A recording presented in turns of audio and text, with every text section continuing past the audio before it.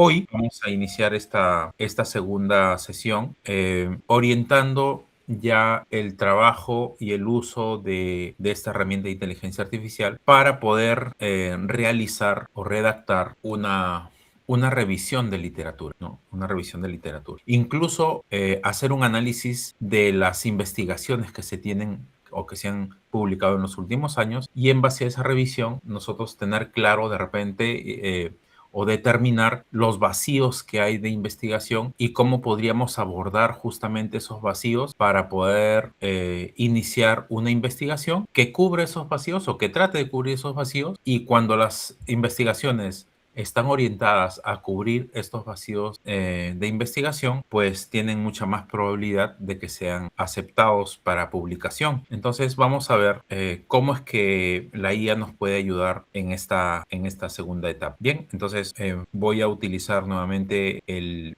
micrófono, voy a dictarle a la IA un prompt para comentarle justamente el objetivo de esta sesión, que es usar una base de datos como Scopus para poder hacer una búsqueda sistemática de literatura y luego pues pedirle a la inteligencia artificial que analice el resultado de esta búsqueda, ¿no? Que luego me ayude de repente a hacer una clasificación, a hacer resúmenes, a agrupar estos artículos, etcétera. Podríamos hacer muchos tipos de procesamiento de los datos de estos artículos. Bien, entonces voy a activar el micro, voy a iniciar el trabajo de revisión de la literatura respecto al proyecto de investigación del uso de ChatGPT en la enseñanza de cursos con estudiantes universitarios. Entonces necesito que me proporciones una cadena de búsqueda para aplicarla en Scope. Bien, entonces yo le he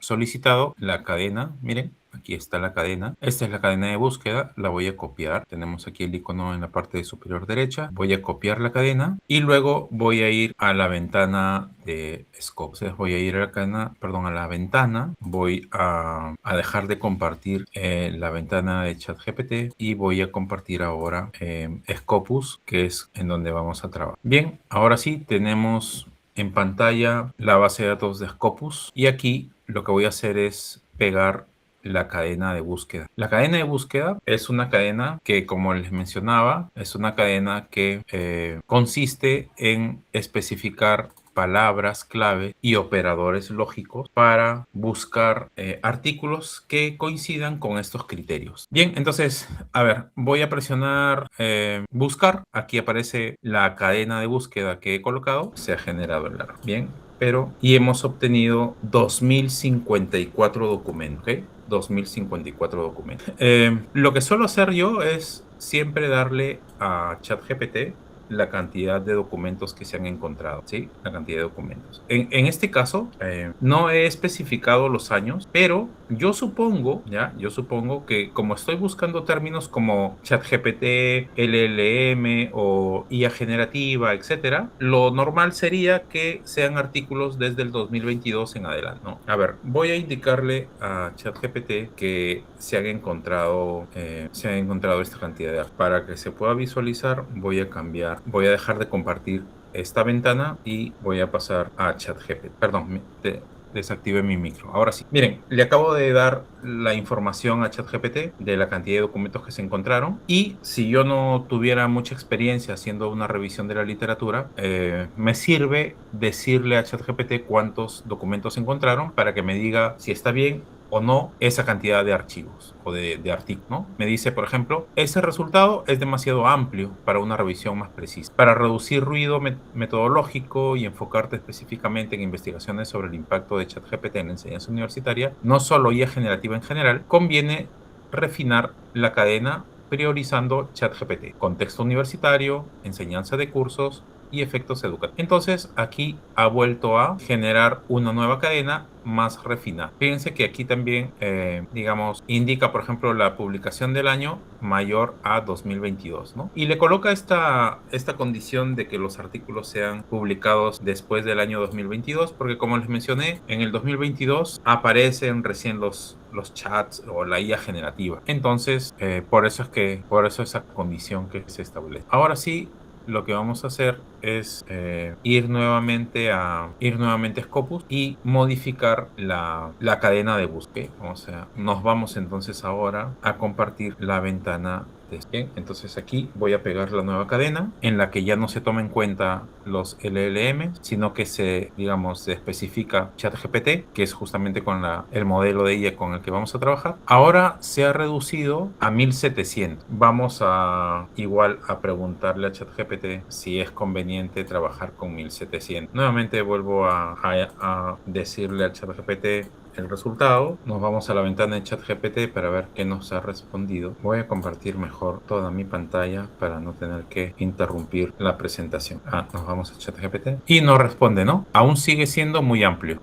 El problema principal es que Course, Education, Learning capturan demasiados estudios generales. Para una revisión rigurosa, conviene restringir a investigaciones donde ChatGPT esté vinculado directamente a estudiantes universitarios, enseñanza y preferentemente evaluación de impacto o rendimiento. Bien, entonces aquí nuevamente ha vuelto a... Fíjense que en realidad está reduciendo la cantidad de palabras. Mientras más palabras coloquemos con el operador OR, entonces más resultados vamos a obtener, pero si somos más precisos, entonces vamos a poder encontrar los artículos que realmente queremos. Entonces, en este caso, voy a copiar la nueva cadena, voy a Scopus y voy a pegar la cadena actual. Bien, en este caso tenemos 644 artículos. Igual voy a decirle a la IA el resultado que acabo de... Miren, la meta... No leí esta última parte. Nos dice que la meta ideal sería reducir a menos de 300 artículos iniciales para ciberado Prisma. Prisma viene a ser la metodología que hay que aplicar para hacer una revisión sistemática de la literatura, ¿no? Dice, excelente, ya estás mucho más cerca, pero 644 aún puede ser elevado para una revisión inicial eficiente. El siguiente paso es focalizar en estudios empíricos sobre estudiantes universitarios y resultados medibles, evitando artículos teóricos, éticos o debates generales. Bien, entonces vamos a actualizar nuevamente. Fíjense que poco a poco la búsqueda se va afinando. Entonces, en este caso estamos afinando la búsqueda. Vamos a ver ahora cuántos artículos nos resultan. Ahora tenemos 119 artículos y ya están mucho más enfocados en los temas que necesitamos ver. Voy a tomar este nuevo resultado. Nuevamente hago la siguiente iteración, ¿no? Para ver qué responde y qué me responde. Bien, dice, excelente, 119 documentos, es un rango metodológicamente muy adecuado para iniciar una revisión sistemática o semisistemática, especialmente si aplicarás criterios PRISM. Ya tienes una búsqueda suficientemente específica para trabajar con eficiencia sin perder cobertura relevante. Me da una cadena final recomendada, ¿no? Es decir, podría actualizar mi cadena. Fíjense que ahora la cadena se vuelve más corta conforme ha ido afinando los criterios de búsqueda y luego me indica la IA cuál sería el siguiente paso, ¿no? Me dice, el siguiente paso estratégico sería definir los criterios de inclusión y exclusión, es decir, qué artículos voy a descartar y qué artículos voy a mantener en mi revisión sistemática. Bien, entonces me dice propuesta de flujo de Prisma, artículos identificados, 119 registros, ciberado por título y resumen. Aquí más o menos la IA calcula que se van a reducir de 40 a 60 artículos, ¿no? Y ya cuando se revise texto completo, probablemente de esos 40 o 60 que nosotros ya revisemos, tal vez solamente queden 20 a 30 artículos. Y luego ya después de seleccionarlos y clasificarlos, pues tal vez nos quedemos con un promedio de 10 a 25 estudios que tengan mucha relevancia con nuestro trabajo, ¿no? También nos propone una matriz de extracción, ¿no? Para poder hacer un listado de todos los artículos que tenemos. Nos dice si lo podemos, nos puede hacer la matriz para Excel o para Zotero, para poder descargar todas las referencias. Y bien, nos da dice, subcategorías analíticas útiles. Puedes clasificar los artículos y nos da aquí varias formas de clasificar, ¿no? Varias formas de clasificar. Nos crea como especie de categorías o clases a las que puede pertenecer un artículo, ¿no? De repente lee el artículo y dice, este artículo se enfoca en el rendimiento académico, entonces lo asigna a la categoría A. De repente es percepción estudiantil, lo asigna a la categoría B, y así. Entonces los va clasificando los artículos, y de esa clasificación probablemente podamos identificar que un gran porcentaje se orienta hacia ciertas clases y de repente solamente hay de los 119, 3 o 4 artículos que tengan que ver, no sé, de repente con plagio y ética, ¿no? Y entonces, como son muy pocos y no aportan con la revisión, entonces también podría sugerir que esa subcategoría ya no se tome en cuenta y se podrían descartar esos artículos para el análisis. Pero de repente encontramos que no, ¿no? Que lo que estoy suponiendo no es así. De repente, el tema de programación, por ejemplo, en este caso yo no lo tomaría porque no necesariamente la revisión está orientada hacia artículos que tengan que ver con la enseñanza de la programación. Bien, entonces aquí nos sigue ayudando ChatGPT, nos va explicando varias cosas de lo que podemos hacer. Entonces, como ya tenemos 119 resultados, voy a exportar estos resultados a un formato CSV. El formato CSV es un formato parecido al de una hoja de cálculo, pero la ventaja que tiene es que es muy ligero. Es muy ligero porque lo que hace es como si fuera un bloc de notas en donde cada fila es una línea del archivo y como en cada fila hay varias columnas, cada valor que está en cada celda se separa por comas entre un valor y otro. Hay comas de separación entre un valor y otro dentro de una fila. A ver, creo que alguien está solicitando ingresar a ver, listo, continúa, ¿no? Entonces, lo que vamos a hacer es eso justamente. El siguiente paso sería exportar los 119 documentos a un archivo. Si lo exporto a CSV, es como si lo exportara a Excel y luego le podría dar esos datos a ChatGPT para que haga el análisis de los artículos, porque voy a poder descargarlos incluso con el resumen de cada artículo. O también lo puedo exportar a RIS. Este formato RIS es un formato que también va a contener todos los datos, pero va a servir para poder importarlos a Zotero. En este caso, yo voy a optar por exportar a CSV. Entonces me voy a ir a la base de datos, ¿sí? Y aquí en Scopus tengo la posibilidad de descargar los 119 documentos o el resumen de los 119 documentos. Incluso también podríamos descargar todos los archivos si es que tienen acceso abierto, ¿sí? Si es que está permitido sin realizar ningún pago descargar el artículo 100. Entonces, ¿cómo hacemos esta descarga? Primero vamos a descargar los datos, por ejemplo, el título del artículo, los autores, el resumen, la revista en donde fue publicado, el año,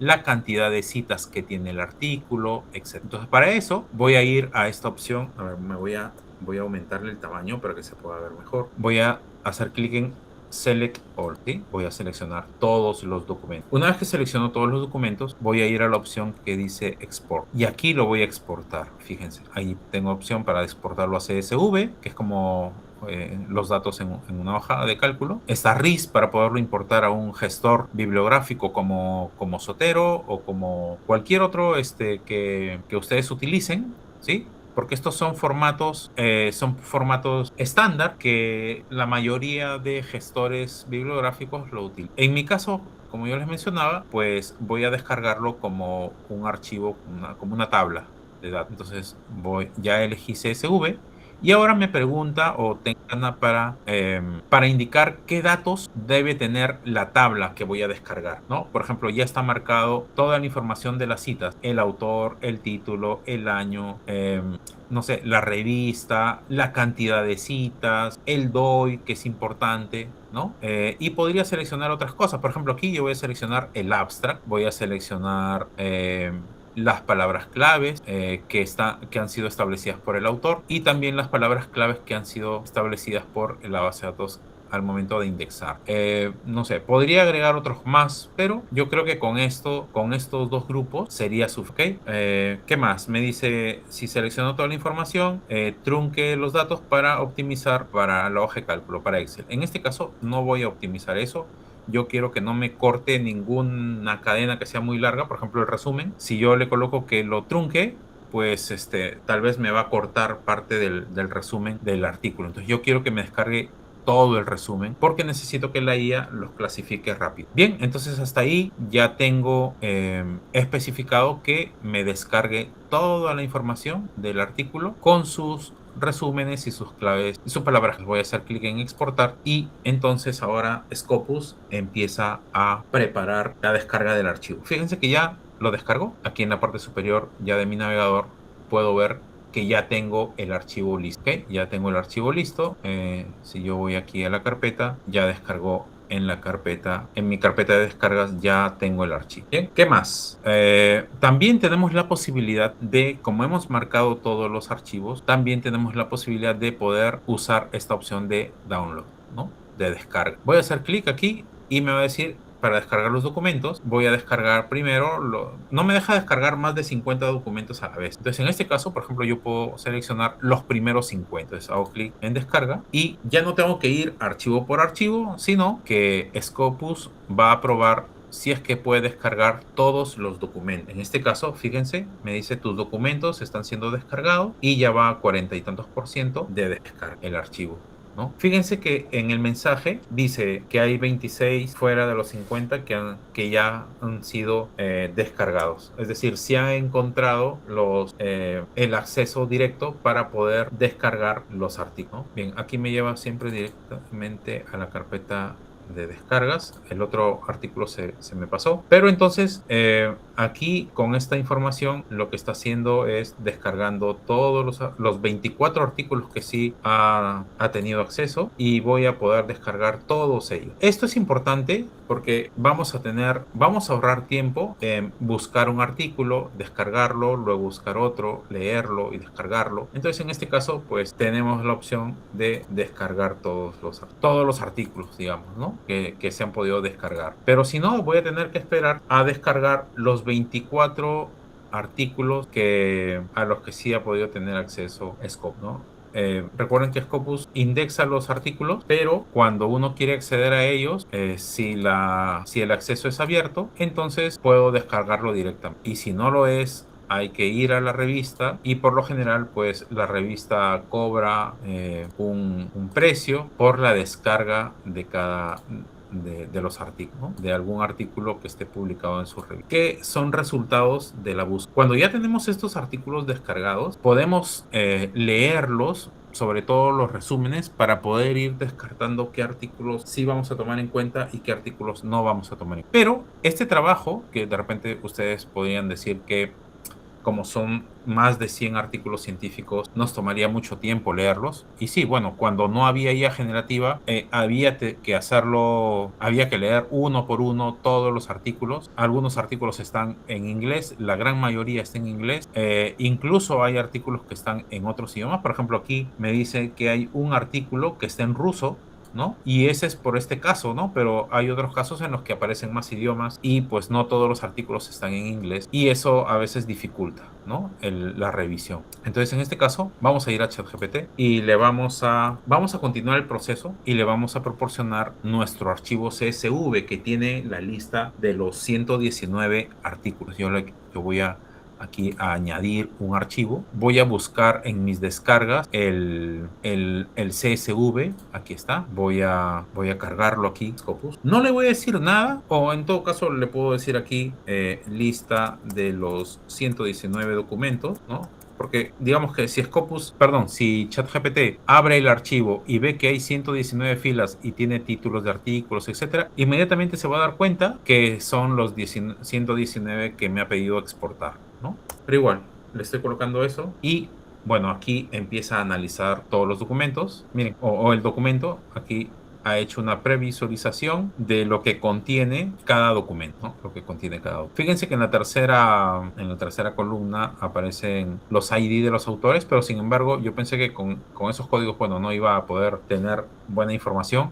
Pero en las columnas anteriores sí está el nombre completo de los autores y en la otra primera columna está digamos, ya los apellidos y letra inicial del nombre de cada uno de los autores, porque esto se utiliza justamente para las citas, ¿no? Después está el título del documento y hay varias columnas, sino que aquí no se visualiza todo porque lógicamente son muchos los datos para colocarlos en una sola pantalla. Bien, después de que ya aperturó el documento, me dice que he procesado tu archivo Scopus 119 documentos. Debido a la extensión, te presento la lista inicial estructurada, los primeros 25 registros, primeros 25 artículos que hay en el listado, ¿no? Dice, en formato académico, útil para Cibrado Prisma, es decir, para el análisis que hay que realizar para seleccionar estos artículos, ¿no? Luego dice, luego puedo ayudarte a organizar los 119 completos de repente en una tabla de Excel, en Zotero, en una matriz Prisma, ¿no? O en una clasificación por temática,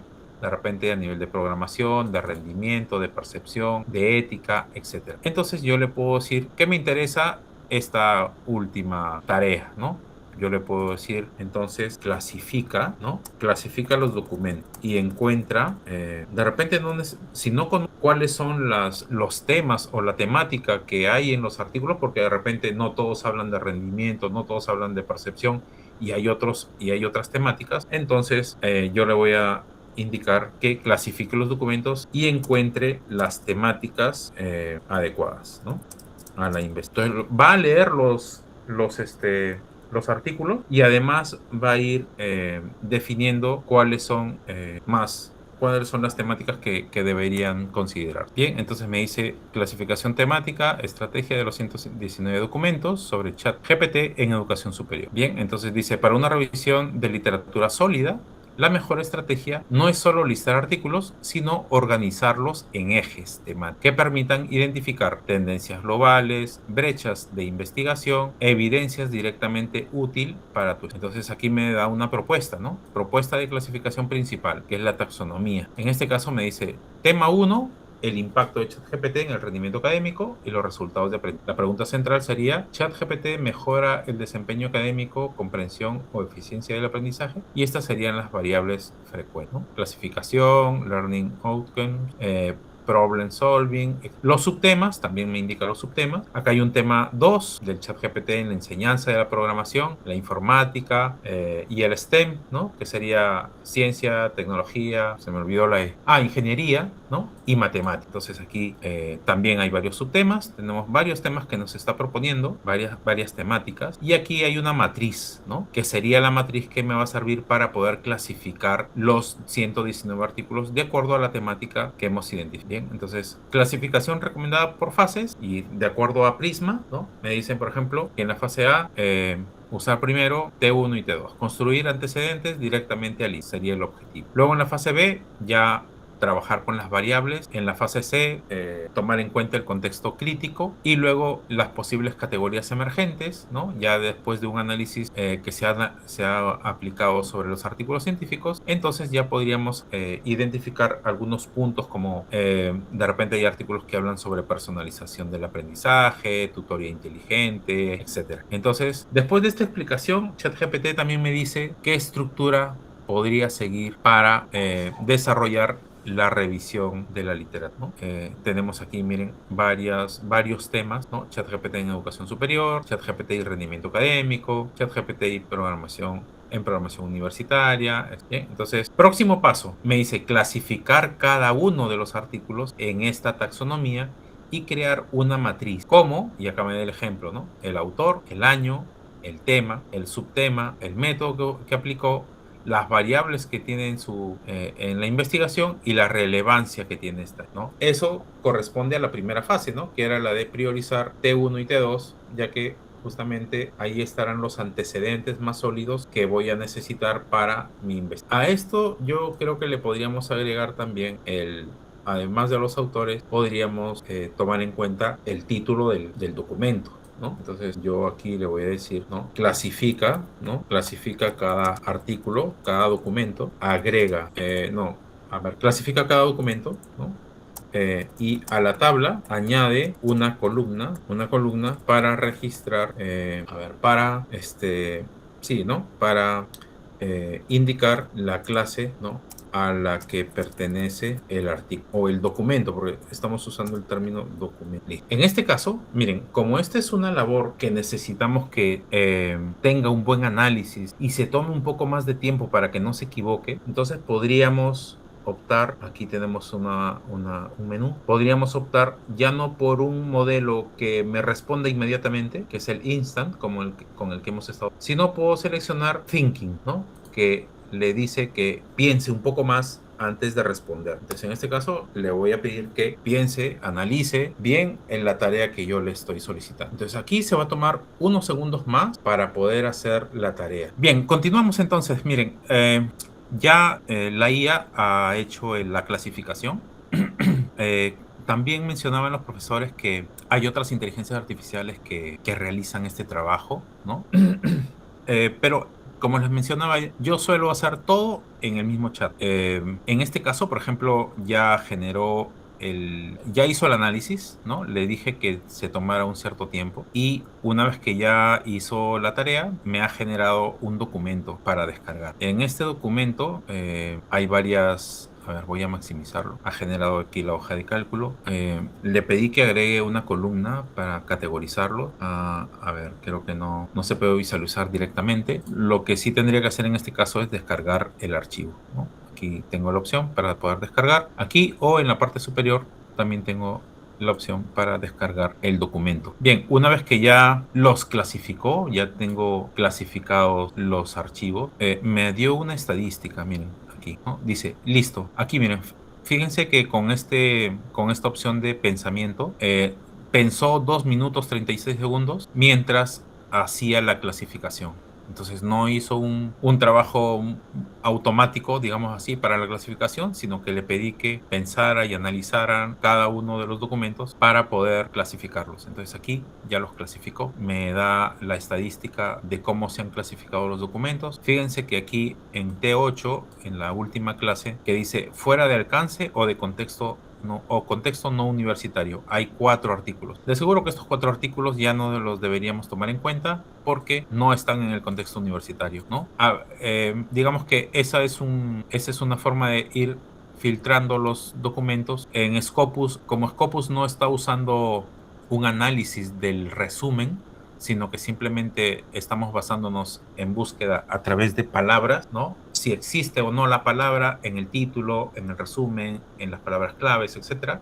Entonces nos da como resultados estos artículos. No hay un análisis léxico o digamos un semántico, un análisis semántico del resumen o del título. Entonces, como no hay ese análisis, sino que es más buscar palabras nada más, por eso es que cuando hacemos este tipo de trabajos encontramos estos casos, ¿no? Que hemos pedido artículos que tengan que ver con el contexto universitario y sin embargo, pues tenemos en este caso 4 artículos que no están dentro del contexto. Bien, una vez que ya tenemos los archivos, imagínense que acabo de llegar, digamos, trabajé el día de ayer y el día de hoy acabo de procesar los datos y ya me olvidé cómo era la metodología Prisma y ya no sé qué cosa hacía. Entonces yo le puedo decir a la IA, continúa, ¿no? Con el siguiente paso, porque ahí me está fallando a veces la tecla G y se me pasa. Bien, dice, el siguiente paso lógico es pasar de la clasificación temática al cibrado académico, es decir, identificar cuáles documentos son más útiles para tu investigación y cuáles deberían excluirse o dejarse como apoyo contextual. Prepararé una matriz con nivel de relevancia y decisión inicial para Prisma, ¿no? Prisma es la metodología para poder hacer esta revisión. Entonces, ChatGPT ya conoce la metodología y está siguiendo esa metodología paso a paso para ayudarme a realizar esta revisión de la... A ver, creo que alguien solicitó el ingreso también. Permítanme, mientras está procesando, verificar si alguien está solicitando el ingreso. No, continuamos. Fíjense que en este caso, cuando son tareas en las que a nosotros nos demandaría mucho tiempo hacer la lectura, revisar el resumen, hacer un análisis, clasificar, que digamos es un poco más de exigencia que un cálculo, ¿no? Entonces se recomienda usar esta opción de seleccionar el modelo, ¿no? Ya no un modelo que me responda instantáneamente, sino más bien un modelo que haga un análisis previo. Incluso yo le puedo decir que ya después de haber realizado este trabajo, vuelva a revisar su respuesta, porque no todo el tiempo la IA responde correctamente, ¿no? Si nosotros podemos observar en la parte inferior de la pantalla, parte inferior, dice ChatGPT puede cometer errores, considera verificar la información importante. Y eso los tienen todas las IAs, ¿no? Todas las IAs tienen este tipo de mensajes o de advertencias porque ninguna IA tiene una precisión del 100%, ¿no? Entonces siempre es necesario que nosotros hagamos la verificación o hagamos un trabajo paralelo para poderlo comparar o para poder verificar que lo que hemos hecho está bien o es correcto, ¿no? O coincide. Y si hay diferencias, analizar esas diferencias para ver si nosotros nos hemos equivocado o de repente la IA también se ha equivocado, Bien, entonces aquí nos dice, ¿no? He continuado con el siguiente paso, elaboré una matriz de cibrado inicial tipo Prisma para los 119. El archivo contiene 3 hojas. La matriz, ¿no? Incluye cada documento con su clase temática, puntaje de alineación, prioridad y decisión Prisma inicial y el motivo. Esta matriz se solicita cuando uno presenta una revisión de la literatura, una revisión sistemática de la literatura.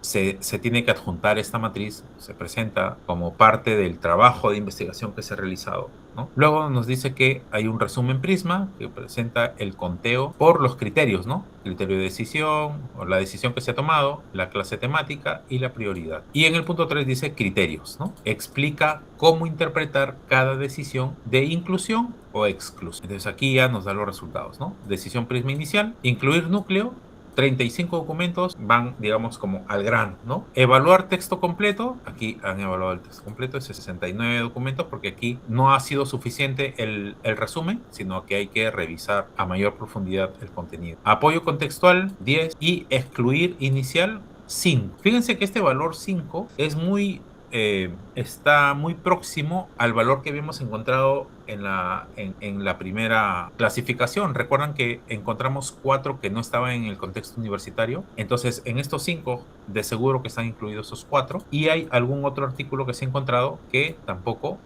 cumple con los criterios de este. Entonces, aquí me da la siguiente versión en donde ya se incluye este análisis. Entonces yo también puedo descargar este archivo para guardarlo y tener una evidencia de cada una de las etapas de la metodología PRISM. Entonces aquí ya, por ejemplo, me dice al inicio fue los 119 documentos, pero clasificados. Ahora son los 119 documentos, pero con la matriz PRISM, ¿no? Entonces ya estoy guardando aquí los datos. Aquí por cuestiones de tiempo no me voy a poner a analizar y a leer cada artículo, simplemente les estoy mencionando los pasos y cómo es que la IA me va ayudando a realizar una evaluación, a seguir los pasos de la metodología, pero todos estos resultados siempre es importante que los tengamos que revisar o tengamos que hacer un trabajo paralelo para ir verificando que lo que estamos haciendo coincide con lo que me está pidiendo la metodología. Entonces aquí este es un archivo, una hoja de cálculo que tiene 3 hojas. Miren, está la matriz, está el resumen Prisma, que lo he colocado en la segunda hoja, ¿no? Y luego están los criterios, ¿no? Entonces, todo el análisis está en este documento. Y yo le puedo preguntar ahora por el siguiente paso. Le puedo preguntar por el siguiente paso. Nuevamente volvió a fallar la letra G. Bueno, entonces, aquí se ha quedado configurado el modelo de pensamiento, ¿no? Por eso es que hace un mejor análisis. Este modelo de pensamiento en la versión gratuita no está, pero digamos que en las versiones en la versión en el plan Go y en el plan Plus sí las podemos utilizar y nos sirven porque disminuye en gran medida la cantidad de alucinaciones que puede tener el modelo. Ahora, yo les comento algo, miren, cuando usamos otras herramientas, por ejemplo, si uso Consensus, por ejemplo, o uso no sé, Canva, o uso Gamma, que es una IA, por ejemplo, para hacer diapositivas, etcétera. Cuando uso esas IAs, en el fondo de la IA, o sea, internamente en el corazón de la IA, hay un chat GPT, hay un Gemini que está corriendo, sino que las han construido de tal manera que el resultado sea más, digamos, más didáctico, más fácil de procesar para la persona que está utilizando ese modelo. En este caso, lo que yo suelo hacer es, digamos, no esperar el producto final directamente como resultado de la herramienta, sino que me aseguro de ir paso a paso construyendo todos los elementos que tiene la investigación. Y puedo ir verificando cada uno de los pasos que está haciendo la IA para poder llegar al resultado final, ¿no?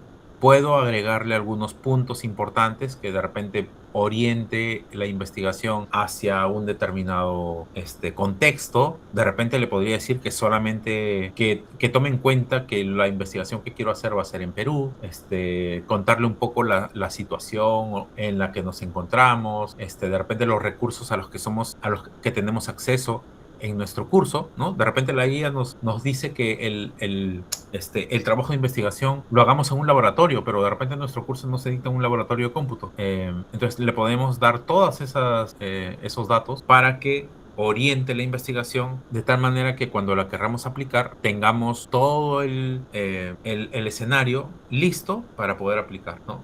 y no tener que volver a pensar en un proyecto porque no contamos con todos los recursos que debería tener para poderse aplicar correctamente. Ahora, respecto a la cantidad, por ejemplo, si quisiéramos aplicarlo, si nos recomienda que apliquemos a un número mayor, por ejemplo, a 50, a 100 estudiantes, entonces ahí sí nos conviene, por ejemplo, si estamos trabajando en equipo, la participación de varios docentes para un proyecto de este tipo, ¿no?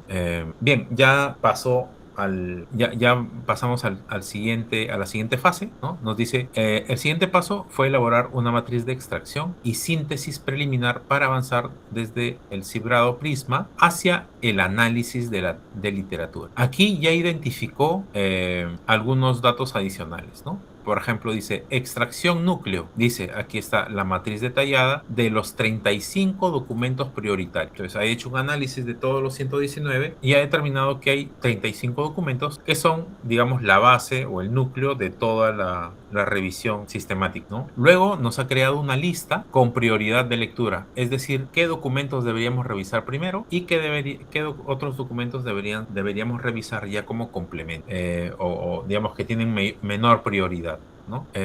Luego está la síntesis temática, ahí el resumen cuantitativo ya por cada clase. Como ha habido exclusión de artículos, entonces aquí se ha vuelto a establecer las clases temáticas de los documentos. Y una cosa que es muy importante, que siempre es muy valiosa en las investigaciones, son las brechas, ¿no? Y acciones. Estas brechas y acciones nos dicen cuáles son las oportunidades de investigación. Esto es muy, muy valioso, porque si nosotros nos enfocamos en alguna de estas oportunidades, entonces tenemos digamos, aumentamos nuestra probabilidad de que nos acepten o no la publicación de nuestro trabajo de investigación, ¿no? Porque estamos orientando la investigación hacia vacíos, ¿no? O brechas existentes en la investigación en ese tema, ¿no? Luego dice, y acciones recomendadas para tu proyecto. Bien, entonces aquí nos dice, por ejemplo, qué clases fueron las que son más fuertes en esta revisión, ¿no? Por ejemplo, está el tema 1, que es rendimiento académico. Eso nos interesa mucho, lo habíamos dicho ya desde el inicio. Luego está T2, que es programación, informática y STEM, que digamos que este tema se incluyó o lo incluyó la IA digamos, por el perfil que tengo, pero nosotros o ustedes una vez que apliquen esto en su caso, podrían reorientar los temas en base a su especialidad, ¿no? Dice, lo cual se alinea muy bien con tu objetivo de evaluar si ChatGPT mejora el rendimiento académico en cursos universitarios de programación. Fíjense que aquí le agregó el tema de cursos universitarios de programación. ¿Qué pasaría si yo le digo, no, pero mi curso no es de programación? Entonces aquí tendría que realizar un nuevo análisis para poder darme una mejor respuesta, ¿no? De repente mi curso no es de programación, sino tiene que ver, por ejemplo, con la arquitectura de un tema de redes y comunicaciones, por ejemplo, ¿no? Entonces ahí cambia la orientación y entonces el análisis debería cambiar también. Incluso la clasificación. Entonces voy a descargar aquí el archivo y en este archivo ya hemos pasado a la extracción de SIN. Bien, entonces tenemos ahí, vamos a colocarle acá, próximo paso. Cada respuesta tenemos que validarla, ¿no? Aquí yo estoy pasándome al siguiente paso, pero digamos, en un trabajo real, pues aquí yo me hubiera detenido para poder analizar con mis colegas el resultado, ver los artículos, leerlos, empezar a verificar que la clasificación que acaba de hacer el modelo de IA corresponda, ¿no? Entonces ya es, digamos, responsabilidad de los autores o de quienes participan de la investigación poder hacer ese trabajo de validación. Ya no nos va a demandar mucho tiempo leyendo a veces todo el contenido del artículo o leyendo, a veces no es suficiente leer el título, hay que leer el resumen y de repente en el resumen no se menciona la metodología, o si es una investigación de tipo cuantitativa o cualitativa, entonces en ese caso pues hay que ir al contenido del artículo y buscar la sección adecuada para encontrar la información que estamos buscando, ¿no? Entonces eso es importante, que no se malinterprete el hecho de que aquí yo estoy pasando al siguiente paso y no he realizado ninguna verificación. ¿no? Lo estoy haciendo simplemente para ver, ya suponiendo que ya hice todo ese trabajo manual, ¿no? De verificación, de lectura. Aquí ya estoy suponiendo que ya hice esa revisión y estoy enfocándome más a cómo es que esta herramienta de inteligencia artificial está asistiéndome, ¿no? En el trabajo de investigación. Como ya prácticamente estamos llegando al final de la revisión de los documentos, es muy probable que ya por aquí ya tengamos que redactar un documento de Word con la síntesis del estado del arte y las brechas de investigación que hay, ¿no? Entonces, eso es lo que está haciendo aquí, miren, generando informe y síntesis a partir del archivo CSV. Es decir, del archivo que contiene toda la lista de artículos. Allí la IA tiene el título, los autores, el resumen, las palabras claves, tienen muchas cosas, ¿no? Entonces, tomando como fuente toda esa información, es muy probable que me genere un archivo de Word, ¿sí? Lo está haciendo. Está generando un archivo de Word con la redacción, que sería justamente digamos, la parte en la que ya llevamos al manuscrito el trabajo de haber ya analizado los documentos. Está tratando de generar un archivo. Entonces, a ver, le voy a indicar que la redacción la escriba en un lienzo como el que usamos el día de ayer. Entonces le voy a colocar aquí. Mientras estaba pensando, creo que tengo la opción de poder escribirle. A ver, vamos. Escribe en el documento en un lienzo. Bien, entonces aquí ya aperturó un lienzo. Miren, ha empezado ya a redactar. Voy a ir a la parte superior del lienzo. Como es mucho texto, se ha puesto un poco lento. Pero fíjense, aquí ya está el título del documento. Pero sigue redactando, ¿no? Mientras tanto, podría abrir en este momento el Word para que una vez que ya lo genera lo pueda pegar ahí, o lo podríamos leer directamente. En fin, ya creo que terminó. A ver, vamos a ver. Sí, ya terminó. Me dice, a ver, en el mensaje final me dice: he creado el documento en el lienzo con una estructura inicial de revisión de literatura, incluyendo introducción, objetivo de la revisión, estrategia de búsqueda en Scope, criterios de inclusión y exclusión, clasificación temática de los 119 documentos, cibrado inicial tipo Prisma, hallazgos preliminares, brechas de investigación, implicancias para tu proyecto, próximos pasos y conclusión preliminar. Estos puntos son los que acaba de redactar y que me sirven como guía para mi trabajo de investigación, ¿sí? Entonces, este documento es muy valioso porque ya se convierte en una guía de lo que tendría que tener como producto de la revisión. Podría mejorar cada uno de estos puntos, ¿sí? Pero ya este es un documento inicial y cada uno puede hacer este ejercicio de hacer una revisión sobre un tema específico, ¿no? Ustedes eligen un tema y este paso a paso que hemos hecho nos lleva a tener un documento como este, ¿no? Que ya nos da una idea general de todos los documentos que se